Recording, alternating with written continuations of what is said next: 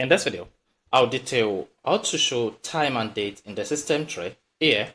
So if you want to hide the time in the system tray at the bottom right, or you want to add time to the system tray at the bottom right, this video is going to walk you through.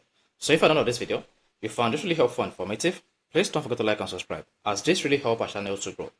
Now, to hide or show date and time at the bottom right on the system tray, all you just need to do is open the Windows 11 settings.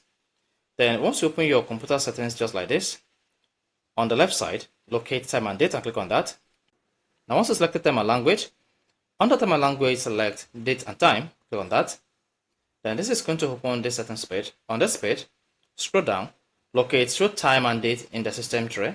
You can see turn this off to hide your time and date information on the taskbar. So if this is disabled, this is going to hide time and date on the system tray at the bottom right, that is on the taskbar. Then if we turn this on, this is going to add the time and date to the system tray on the taskbar. So this is how you can easily enable or disable time and date in the system tray on Windows 11. If you found this really helpful and informative, please don't forget to like and subscribe.